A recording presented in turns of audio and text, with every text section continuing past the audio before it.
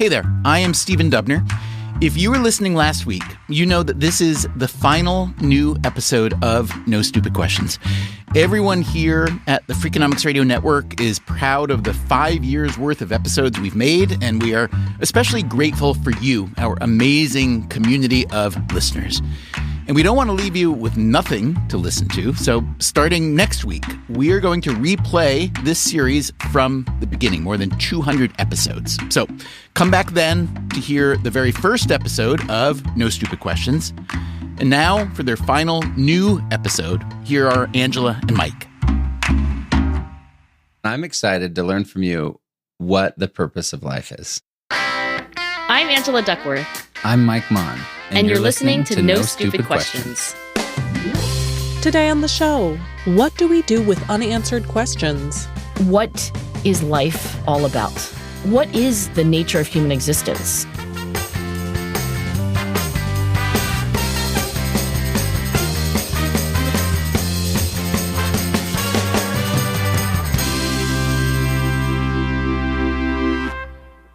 Mike, this is our final episode, and to be honest, it's a bittersweet moment. It is a bittersweet moment. I mean, look, together we've discussed so many amazing questions about human nature, and the end of the show means that there are a lot of questions that are going to go unanswered. Wait, we didn't answer all questions about human nature? Shockingly, no. You know, in life, maybe there always will be more questions. I mean, Mike, what do we do with all the unanswered questions? Well, there, Angela Duckworth, is the question of questions. Let's talk about that as our last conversation. How about that? I love that idea because there are so many unanswered questions. I mean, the way I kind of look at it, and I'm going to say this with the confidence of a non-scientist who's only speaking from life experience, but I kind of think about questions in three categories. There's sort of the educational, like knowledge exists and we need to find it. There's the experiential, which is, should I take this job, get into this relationship, move to this new place, whatever? And then there's the existential, which is like, what's the purpose of life? I mean, we've talked on No Stupid Questions at length at various times about how not knowing, how uncertainty, how unresolved doubt, how ambiguity is aversive. Right. The state of not knowing, the lack of closure. Some would argue that the whole world is in a state of anxiety and uncertainty, like we are at a moment in history, politically, where it's not certain how things are going to go. People feel that way about the economy, about generative AI. I think that that's absolutely true. I think a big piece of our ability to have a happy, healthy, meaningful life is our ability to learn to deal with uncertainty. There are several clinical psychologists that I've been reading about who've started working with patients trying to bolster their tolerance for uncertainty, because much of what feeds into anxiety is this fact that people need to grow the muscle of developing greater tolerance for uncertainty. So not resolving the uncertainty, but like holding it. Right. There's so much uncertainty that can't be resolved immediately. I don't know what's going to happen with AI, right? Like I can't fix that. So it has to be how to deal with it rather than to get the answer to what will happen. Is that the goal, though? I wonder about this. Like, is the goal to be able to tolerate uncertainty? Like, is that as good as it gets? Or is the idea that you can actually enjoy a state of unknowing? I mean, is the high water mark that you get to a kind of ability to hold it and not fall apart? Or is it actually supposed to be a wonderful thing to have unresolved questions in your life? I will just say that with my experience in sports, I've talked to a bunch of professional athletes who are going into these really, really big moments in their lives, whether it's Game 7 of a World Series or NBA Finals, and they have to get to a point in their mind where they reframe the anxiety, the fear, the pressure into excitement. Right. And if they can reframe that in their own minds, that this moment is all excitement versus fear, anxiety, uncertainty, doubt. Now, how do you do that? I can't pretend I have any idea how to do that. But that's how they've talked about how they got through that moment. Okay, so you're coming down on the side of it can be a good thing. I taught a paper to my undergraduates in this current semester where I'm teaching about grit and about finding, passion and perseverance for long-term goals in your own life. And when I teach this class, I like to teach this article that was published some years ago, 2019, by a group of researchers who asked the question, when you are confused, and I think that's one way to describe this lack of resolution, this like, I have a question, but I don't know what the answer is. When you have this feeling of confusion, does it lead you to be more interested, as in you're leaning in, I'm excited about this, or the opposite, right? They've run a bunch of studies in a lot of different contexts, problem solving and how people respond to art or a poem. And what they find is that it depends. I am shocked that that's the answer. It depends. It depends. Yeah, that's a good two-word summary of, if you want to know the answer to like all of the unanswered questions, it depends. That would be one way to succinctly tie up any doubt anyone has. It does always depend. But in this case, it depends on something that we've talked about before, Mike, which is the big 5 personality trait of openness to experience. And what they found is that when you are high in this personality trait of openness to experience, the kind of person who wants to go to museums and read books and frankly is interested in conversations and questions, those people actually are able to feel confused and to feel interested at the same time. Mm-hmm. They have like an approach orientation. They're like, oh, I don't understand that. And they lean in. Right. And then if you're very low in openness to experience, you don't get that. And I mean, confusion, some would argue, is like the hallmark of the learning state. Like people don't learn when they're not confused, and you don't learn when you're not uncertain either. Right. I think that the thing you need to make uncertainty feel exciting is the confidence that you will eventually know. I think uncertainty that you do not expect to ever get resolved does not lead to interest and the flow state and approach motivation. Interesting. There has to be some confidence that you will know. So it can be, in a way, the best life, but it's not like that for everyone. And maybe you're right. Maybe we can just be like an NBA player and be like, it's excitement, or like channel your inner, high, big 5, open to experience persona. But I think there's a reason from an evolutionary perspective that we are seeking to escape uncertainty, right? Like even when you say it's a wonderful life to be like constantly asking questions, or I don't think you're depicting a life where people just sit with uncertainty and don't try to resolve it. Right. So there's always a movement towards understanding, which I think is a survival instinct, right? Like you can't not know whether this is or isn't a good patch to forage in, or like that is or isn't a predator. Lack of knowing is a dangerous thing. It is a dangerous thing. I think lack of asking questions is more dangerous. And again, I know we're talking about almost different questions here. There are so many types of unanswered questions.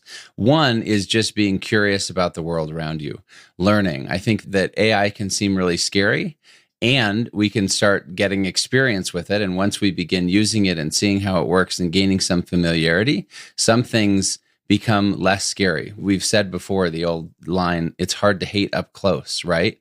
We can be really afraid of people or situations or, quote, otherness, but hard to hate up close if we ask the questions who these people are. I think it's, I don't know, some old Irish prayer, help me change the things I can change. And no. You're thinking of the Serenity Prayer. Say it. Will you say it? I can't remember it off the top of my head.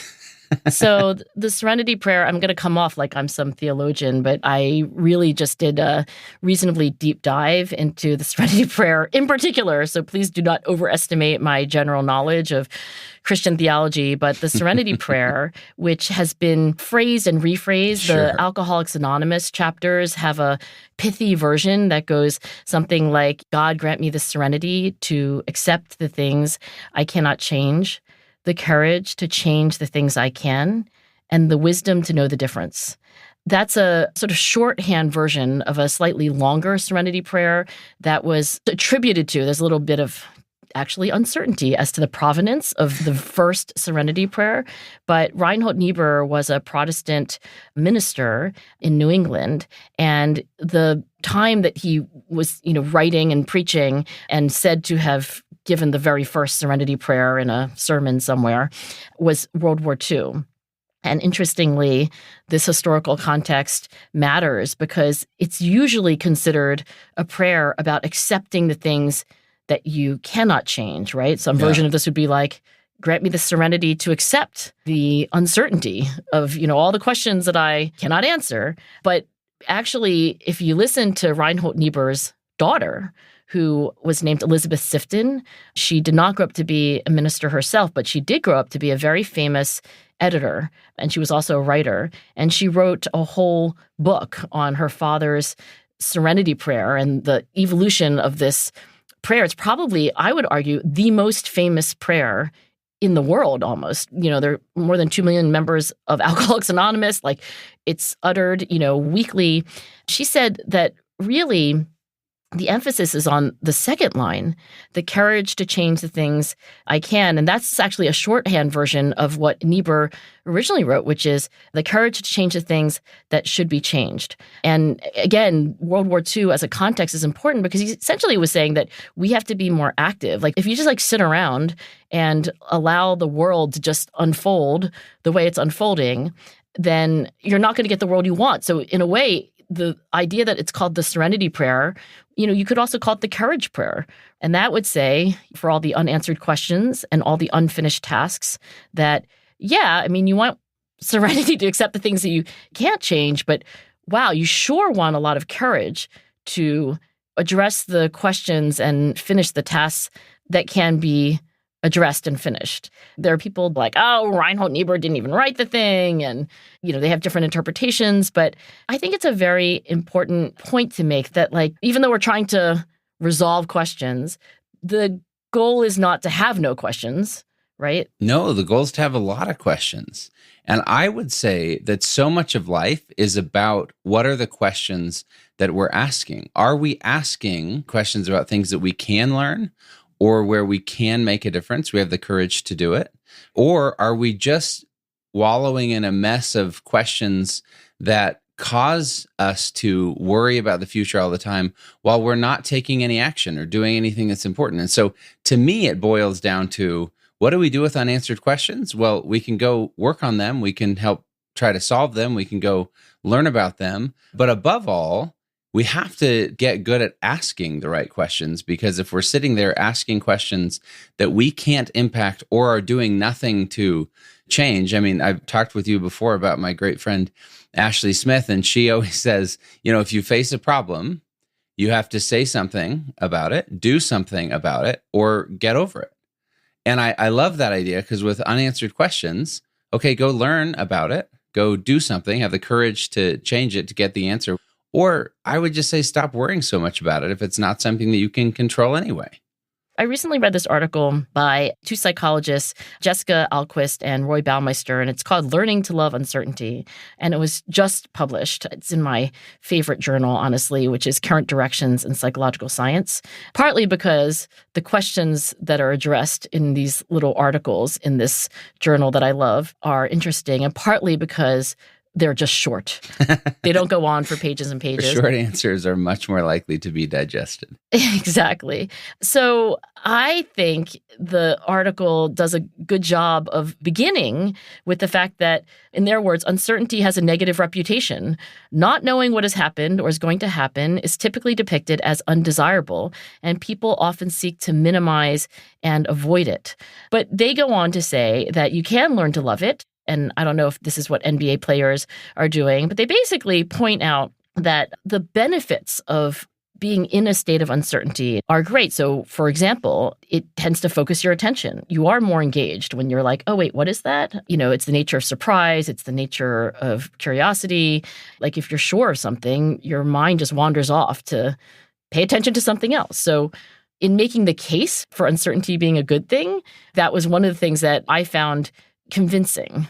Now, I also want to acknowledge that there are obvious times when uncertainty is the worst. Think about if you have a family member who's lost hiking and the uncertainty of what's happened to them, or the uncertainty when you're waiting to get the results back from a medical test that could be quite serious.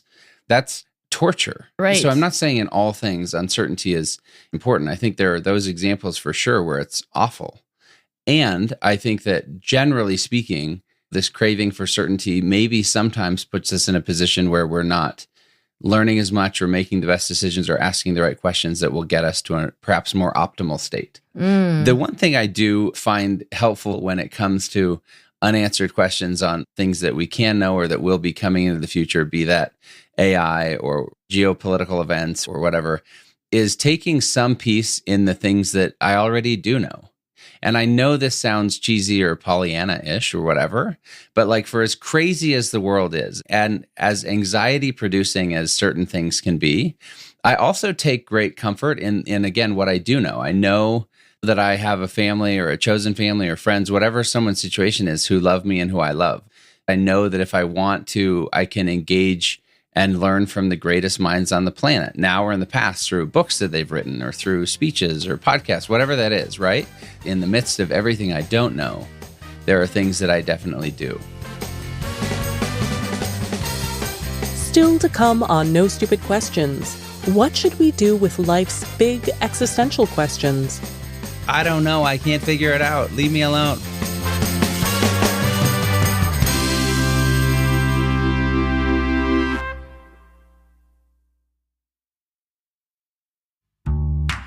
Now, back to Mike and Angela's conversation about unanswered questions.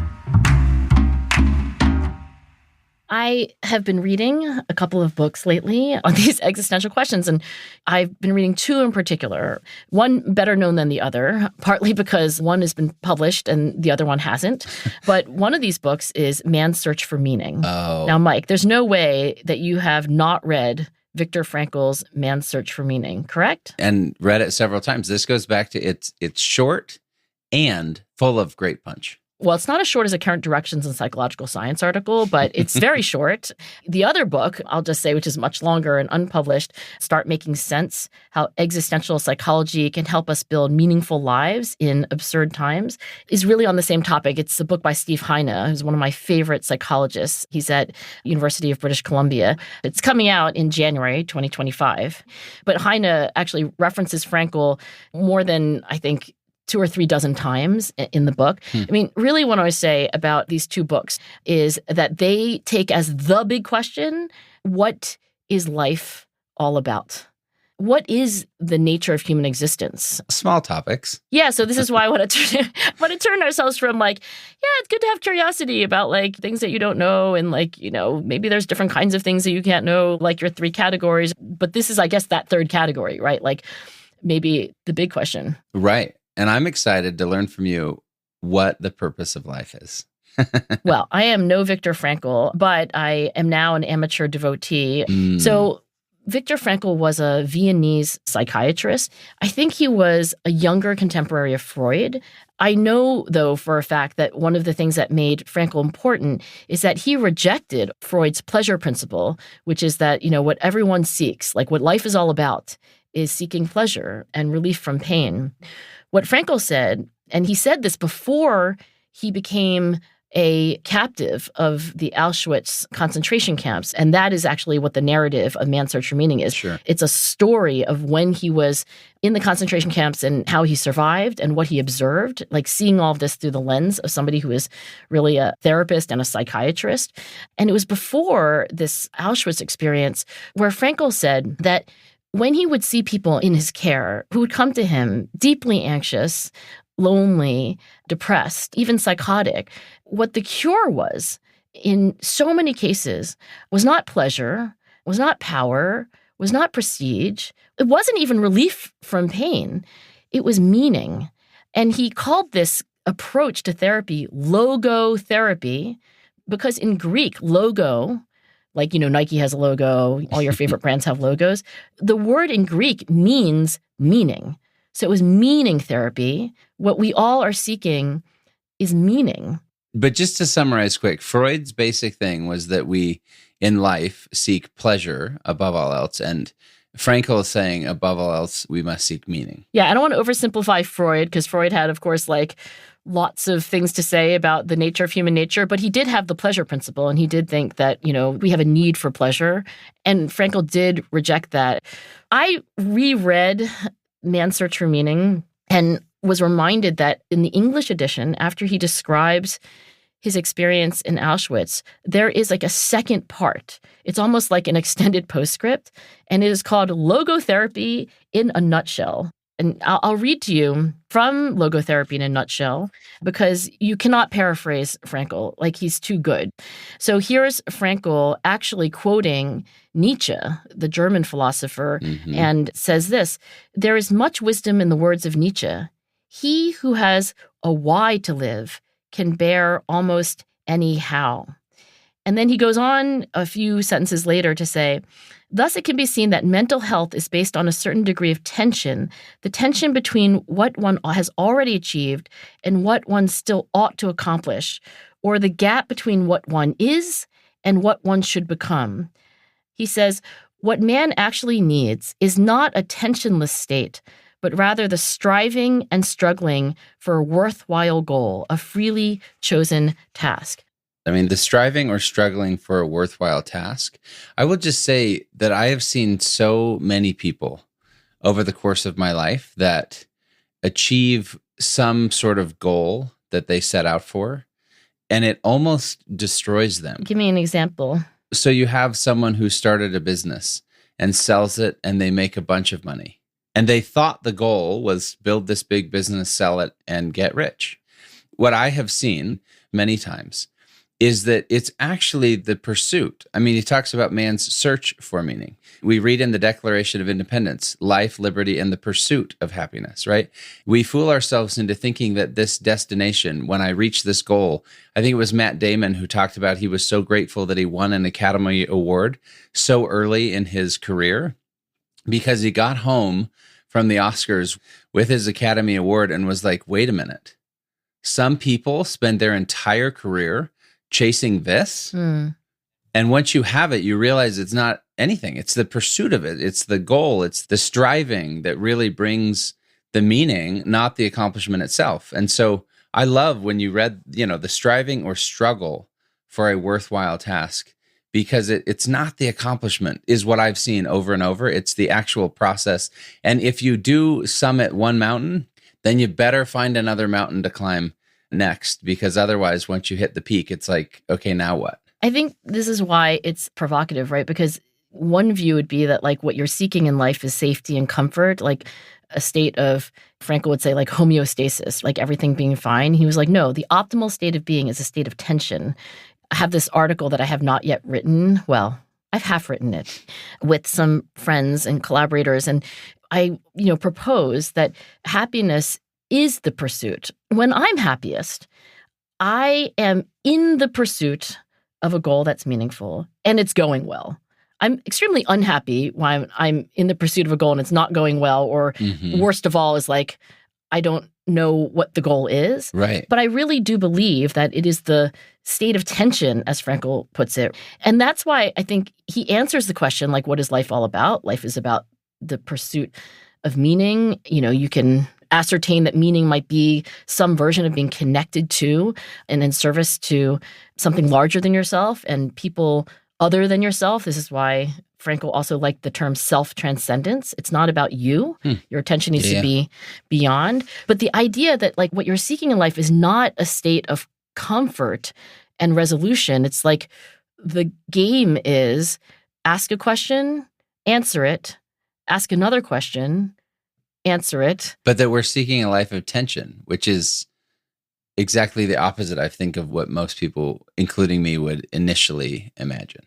And I have to say that Frankl must have been some extraordinary person well before surviving Auschwitz and later authoring, I think, like over 30 books. And I mean, lived into his 90s. He was a beloved father, grandfather. But when he was 16 years old, 16, he was already taking university level coursework, and his precocity, his sort of like obvious intellect attracted attention of, I think, one of his professors. And he was invited to give a little lecture, not in a huge lecture hall. I think it was some like adult education workshop. But at 16 years old, he delivered a lecture on the meaning of life. I love the audacity of that a little bit. I know, right? And he told the audience, it is we ourselves who must answer the questions that life asks of us. And to these questions, we can respond only by being responsible for our existence. what 16-year-old stands up in a group of strangers and holds forth in that way? When I was 16 years old, I had some kind of essay assignment, and I wrote a paper whose title was The Meaning of Life. And one of my embarrassments is that when I compare what I wrote to this profound sort of like life asks us the questions, like I wrote, and I think Frankl would have vigorously disagreed with me, I wrote when I was 16 that the meaning of life was happiness. I think this like idea that Frankl had is that like, no, that is not what you're seeking. You are not seeking pleasure. You're not seeking happiness. And you're not even seeking the permanent resolution of questions. You are seeking more seeking. And I think Frankl had this idea that at every moment in our lives, we are being asked, like, what are you doing? What are you connected to? What is your work? Who does your work serve? How are you being responsible? So it's a kind of a turning of the tables, because instead of you being the person who's asking the questions, you are answering the questions that life is asking you. I think it's really beautiful. And I think, there are so many of these existential questions that we face. Obviously, I think maybe the existential question is, what's the purpose of life? I think that there are other also kind of unanswerable or maybe unknowable questions. I take comfort in maybe different answers to them. So I don't know if you've ever seen Stephen Colbert do he has these set questions that he'll ask guests. Is this on the Colbert Report? I think I'm dating myself by like not knowing what Stephen Colbert has done since the Colbert Report. No, I think it's on The Late Show with Stephen Colbert. Right, yeah. A very famous clip is when he's asking Keanu Reeves. He asks this question a lot. What do you think happens after we die? Which is one of these big questions we sit with. And he asks Keanu Reeves, and Keanu Reeves sits there and pauses, and then he says, the people who love us miss us. And to me, it was so profound because I think sometimes it's easy to get really caught up in the big, unknowing nature of some of these questions. I, at least, had never considered that question that way. I think it's been a lesson to me on some of these big existential type questions that there are also just practical everyday answers that bring even a different sense of meaning. When you say the people who love us miss us, it reminds me, okay, I don't know exactly what happens when we die, but I do know that there's a great importance to loving people while we're here. I love, and I think this is silly, so forgive it, but James Taylor has a song where he asks, what is the secret to life? And in the song, the lyrics go, enjoying the passage of time. Now, I think I would modify that to more what you've talked about with Frankl. Right, because that sounds like the pleasure principle to me. Maybe when he sings it, it's totally different. And I'm not singing it. But here's what I loved about it was this idea that sometimes the existential questions to me become so big that they're almost like this crushing thing, like, I don't know, I can't figure it out, leave me alone, right? And when I instead think about it in the way James Taylor talked about it, enjoying the passage of time, again, I would say finding meaning in the passage of time or service to others in the passage of time. For some reason, it clicked in me, though, that like life really is just a series of every single day. And if I can have a moment every single day where I find meaning, where I'm of service to others, whatever that is, and instead of thinking about everything in terms of years and decades and centuries and all these other things, right? But thinking about moments. Yeah. To me, it was a way to just be like, hey, pause. I don't know everything that's going to happen. I don't know the meaning of life. I don't know all of that stuff. But I do know that if I can do something meaningful today, because today's all you have. I know these sound so trite. I hate even saying them out loud. I feel like I'm like reading a trite book of rando sayings, but does that make sense? I don't know. For me, it kind of changed how I think about the existential. Well, maybe you should read Steve Heine's book. Well, maybe it should come out and I will. Yeah, well, it'll definitely come out. I can resolve that uncertainty. It will definitely come out because I read the galley copies. And I want to say that in a way it is picking up where Viktor Frankl left off. There is a science now of the kinds of things that Viktor Frankl wrote about as someone who saw a lot of individuals in his clinic and made observations. But now there are, dare I say, more rigorous, reliable ways of coming to scientific fact. And Steve Heine, as somebody who has kind of mastered the skill set of an experimental psychologist and has thought about human nature for a long time. In this book, he kind of picks up these questions of like what makes life meaningful. And two things in particular, I think, are less known about Viktor Frankl's philosophy, this logotherapy, and come out in the modern research as well. So I think what most people understand that book to be about is how you can find meaning through your noble response to suffering. If there's a one-liner for Man's Search for Meaning, that's the one-liner that like ChatGPT would give you. It's like, oh, it's a book about how even in the abyss of despair and being humiliated and tortured, the nobility of your response, like that is a form of meaning. But there were two other paths to meaning that Frankl laid out. And both of them, Steve Heine writes about and then adds the modern research. And one of them is your close relationships. It's your loving relationships. This is the path that I think Keanu Reeves was talking about. The writer Raymond Carver, the last poem in his last book when he was dying at age 50, and which was inscribed on his tombstone. And did you get what you wanted from this life? Even so, I did. And what did you want? To call myself beloved, to feel myself beloved on the earth. And when Frankl writes about it, he says that, the reason why this is a path to meaning is that to truly love another person, to truly be connected to that other person, you not only love them unconditionally for who they are, but you love them for who they can be.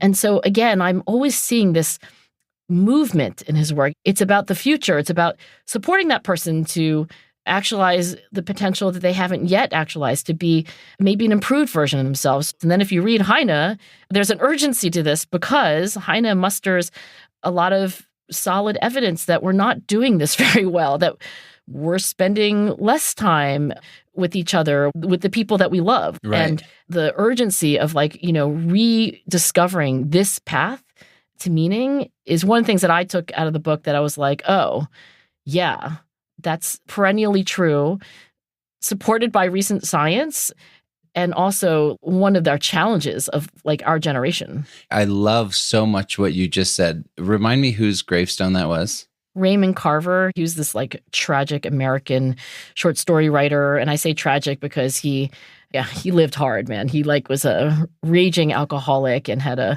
lot of challenges in his life, but he wrote beautifully. And that is quite literally the last poem in his last book, and it is the inscription on his tombstone. The reason I love it, did you get out of life what you wanted? I think one of the other big questions that we face is, what do I want?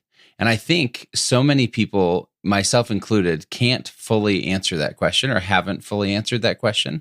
Charles Krauthammer was a journalist who appeared on television and wrote in the Washington Post. He died, I think it was of cancer, and he wrote one final piece in the Post.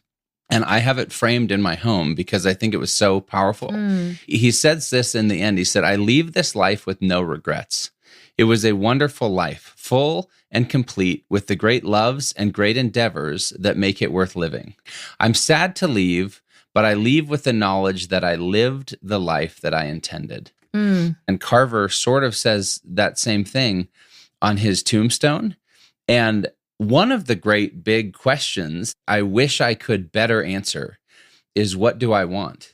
And I think that I want to always be striving. I want to find meaning, a life that's larger than self and in service to others. I think that's what I want. And I probably need to take time asking myself that question a little better so I can more thoroughly define it. Because I would love to say, like Krauthammer in the end, I'm sad to leave, but I leave with the knowledge that I lived the life that I intended. And I think that comes down to asking and answering that question. So there was a third path to meaning that Frankl lays out. It's not how you handle suffering, and it's not your connections to your loved ones. It's your work. It's your deeds. In modern times, it's your professional work, but you could also argue your avocations or your volunteer work. Sure. But this, of course, strikes very close to home because this is all I do as a psychologist, right? I study achievement. I study what people are striving toward in terms of their goals. Right. I will say that, again, if you read Steve Heine's summary of the modern research that when you have professional goals, they are, of course, themselves rewarding in that you can feel like you are mastering skills, that you are competent. But the research is quite clear that when you ask people about their different goals, they offer up lots of reasons for, why they're doing what they're doing. And sometimes those are being more self-sufficient. Sometimes it's about like, oh, I'm trying to be happy. I'm trying to acquire wealth. But it is the purposes that are really other-centered, self-transcendent that lead to meaning. And the modern research supports what Frankl would say is like, you want to look forward and you want to look outward. You want to be a happier person? Don't work on happiness. Right. You have a lot of problems yourself. You want to solve them? Stop solving your own problems. Like you cannot have the goal to be a happy person, but you can have the goal to serve someone else, and then success and happiness ensue.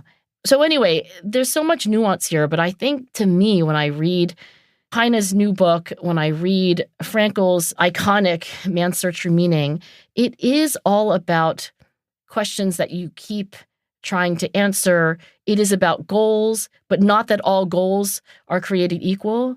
So I read these two books wondering whether I'd have my big questions answered. And I actually do think I got answers.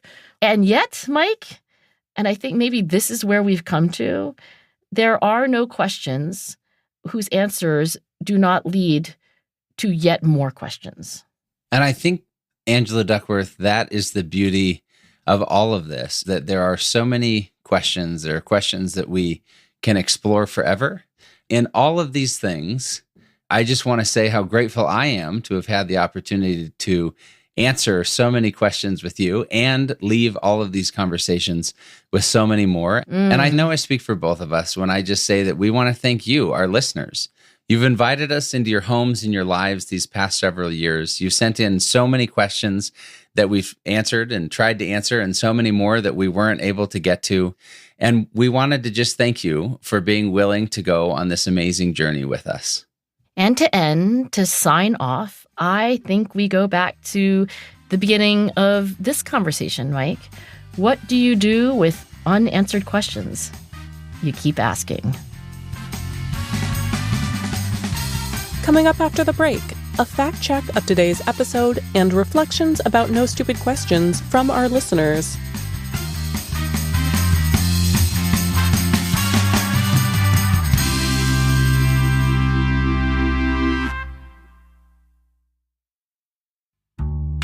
And now, here's a fact check of today's conversation.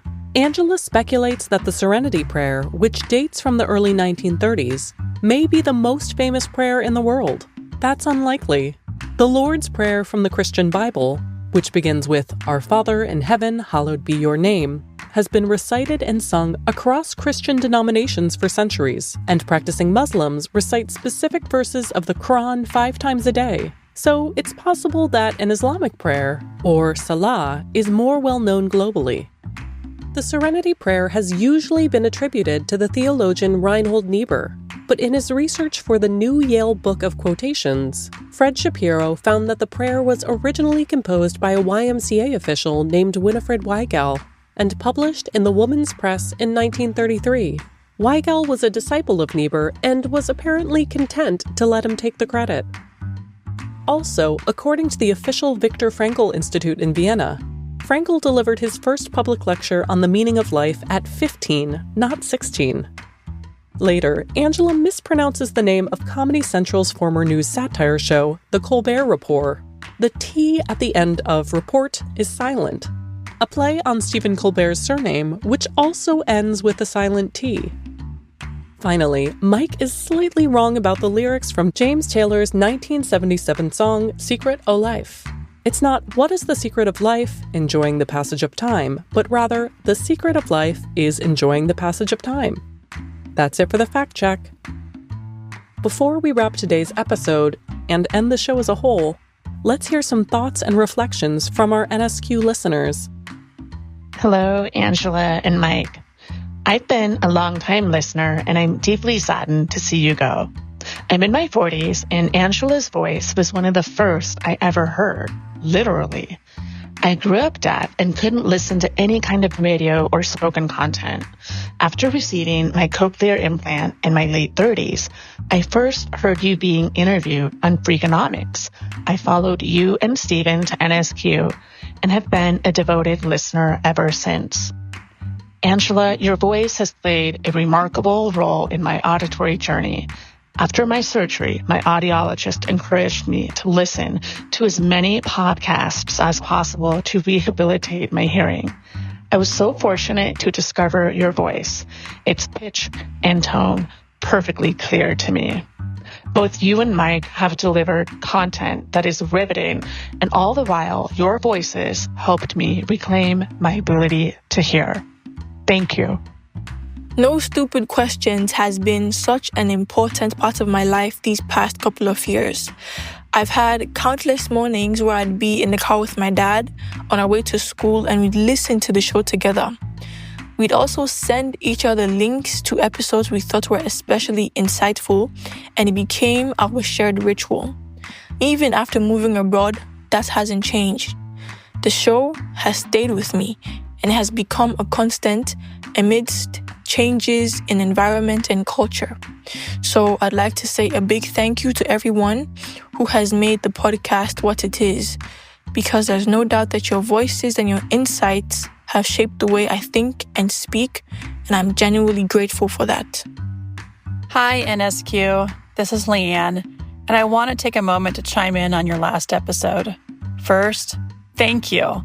I've used several of your episodes as springboards for my own class discussions, even assigning some of my students to listen so that we can spark some thoughtful dialogue. I can't say I have a single favorite episode, but I will definitely miss Rebecca's fact-checking segments. On that note, I can't help but wonder, does Rebecca now have time to fact-check my life? That was, respectively, Lori Husky Korab, a listener who would like to be known as Jay, and Leanne Wappett. Thanks to them and to everyone who shared their stories. We're so grateful to you for coming along this journey with us. And Leanne, feel free to reach out to me about fact-checking your life on a freelance basis. No Stupid Questions is part of the Freakonomics Radio Network, which also includes Freakonomics Radio, People I Mostly Admire, and The Economics of Everyday Things. All our shows are produced by Stitcher and Renbud Radio. The senior producer of the show is me, Rebecca Lee Douglas, and Lyric Bowditch is our production associate. This episode was mixed by Greg Rippin, with help from Jason Gambro. We had research assistance from Daniel Moritz-Rabson. Our theme song was composed by Luis Guerra. To learn more or to read episode transcripts, visit freakonomics.com/NSQ. Thanks for listening.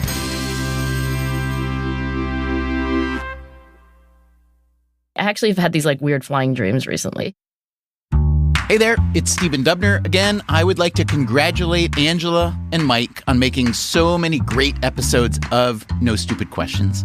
I'd like to thank you for listening, and I'd like to remind you that next week, right here in your feed, we will start replaying the entire series from the beginning, more than 200 episodes. So if you never heard those earlier episodes, they will be brand new to you, and if you have heard them, well, you will be able to sing along, just like Rocky Horror or Wicked. We'll be listening for you. That's starting next week. Until then, take care of yourself. And if you can, someone else too.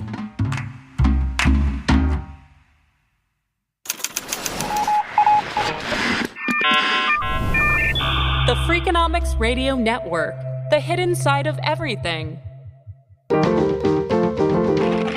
Stitcher.